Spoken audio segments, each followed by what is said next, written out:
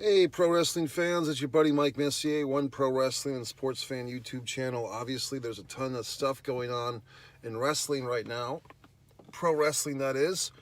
However, I just want to use this time to talk about one story that might get blurred up a little bit or just ignored or just not talked about a whole lot. Billy Jack Haynes has been arrested. Basically, there was a woman's body discovered in his home. Billy Jack Haynes is said to have lived with his wife. He's 70 years old right now. And, he claims that he went out for a walk and he came home and there was a bunch of police tape and police outside his home. We don't know if the woman that was found deceased in his home is his wife for 100%. But that's what people are thinking. And so Billy Jack has been arrested for that. He has not faced trial. I don't think he's pleaded one way or the other. Based on that quote that I just saw, I believe on the Sportster website, we would think that Billy Jack Haynes is going to claim innocence in this. The last couple of 10 or 15 years or so, a lot of these RF videos, apparently the RF video has interviewed Billy Jack 4 times. And he's had a lot of conspiracy theory stuff. Conspiracy theories are always kind of interesting because some of these conspiracy theories are proving to be true. You know what I mean? I mean, you figure out some of this stuff. The conventional stories are not always all there is to some world events. That being said, some of the stuff that Billy Jack Haynes said was pretty out there, even for people like myself who do like a good conspiracy theory or discussion. Billy Jack Haynes, his career, just speaking on the highlights of it, one highlight goes back to that Battle of the Muscle Men, Billy Jack Haynes versus Hercules at WrestleMania 3. I was just thinking of that match. I think that's the only match on the show of WrestleMania 3 where there's color, i.e. blood. I couldn't think of any other matches. Andre and Hogan didn't have blood. Savage and Snuka didn't have blood. But I believe at the end of the Hercules Billy Jack, which I think went to a double count out, didn't Hercules wrap the chain around his wrist and smash Billy Jack? And so Billy Jack Haynes, if nothing else, you can say he's the only guy to bleed at WrestleMania 3, for what that's worth. He always did feel like a guy whose best days were kind of early on when he was in the Pacific Northwest and in Florida Championship Wrestling. He did very well. He had a feud with superstar Billy Graham. I think they had the cover, if I want to say the Wrestler or Inside Wrestling magazine was like Billy Jack Haynes putting a rear chin lock on superstar Billy Graham. But his time in the WWF was only about a year and a half, late 86 to, it said January of 88. I can't remember him being there. Was he in the Survivor Series 87? Billy Jack Haynes? I don't even think that he was, to be honest with you. I mean, if anything, he would have been in the opening match, the Steamboat, Savage, Jake the Snake, Brutus Beefcake. Who was the 5th partner on that team? I think it wasn't Sam Houston, was it? But Hacksaw Duggan. So I can't think that, Billy Jack Haynes was not in the main event. It's Survivor Series. He wasn't on the tag team. I'm talking about 87.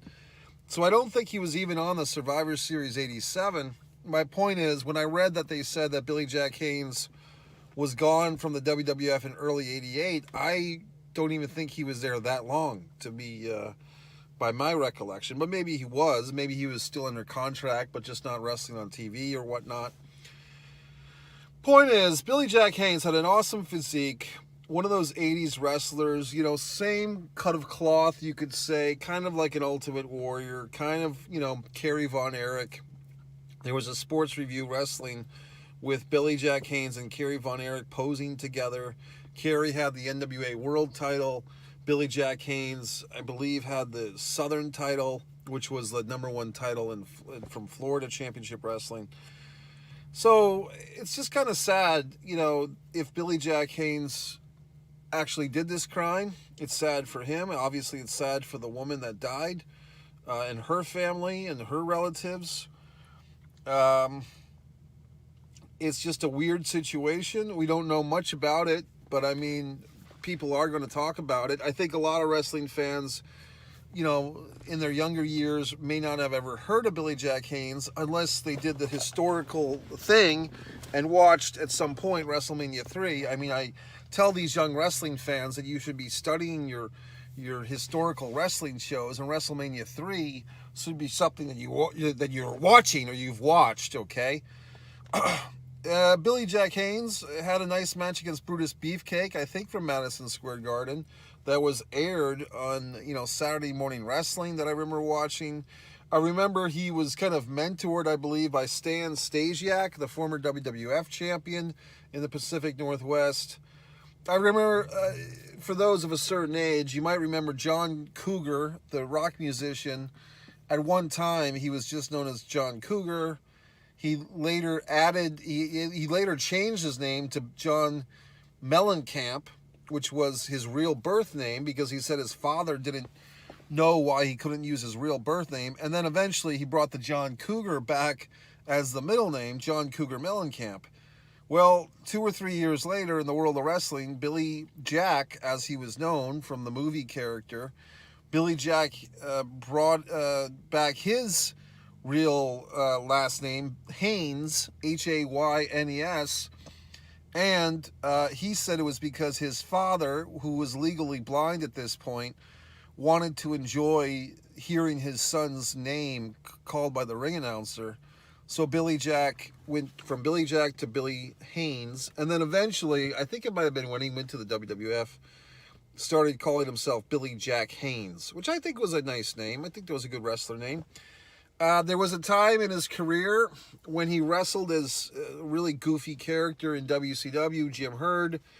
Was it Black Hood from a little town in France, you know, like Black Sword or some shit, Black Belt, or oh God, what was the name of that character? It was the Black Mask, or he was like wearing an executioner's mask. He did wrestle, I believe, Matt Bourne at the Great American Bash 91. What was the name of that character? The Black Executioner or some horse shit? Which was kind of interesting because Billy Jack Haynes, even in 1991, had some name recognition around, you know, real wrestling fans, but so did Matt Bourne. And Matt Bourne's at that bash wrestling as a goof, as Big Josh. I did do a 1991 Great American Bash panel podcast with my friends Dan and Benny in the ring several years ago.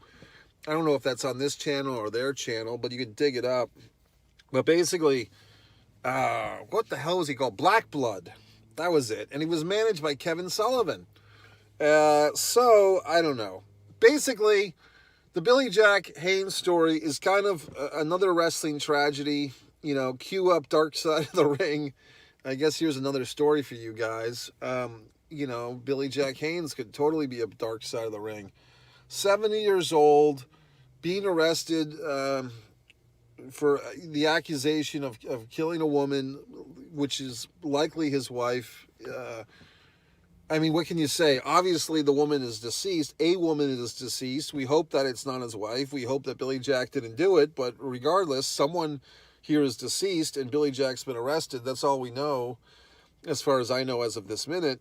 But what can I say? I guess I'm just lamenting some highlights of Billy Jack Haynes. If you have thoughts and opinions, memories of Billy Jack Haynes. Obviously, he's not deceased, but it's just kind of sad that at 70 years old, this guy who wrestled at WrestleMania 3 had an LJN action figure, which is probably worth a lot of money because I think that was one of the least produced ones, maybe in like the 3rd or 4th edition. But anyway, if you have any thoughts or further questions, I will answer them as best I can. But just tonight, I'm just sitting here thinking about the career and the sadness of Billy Jack Haynes. It's your buddy Mike Messier.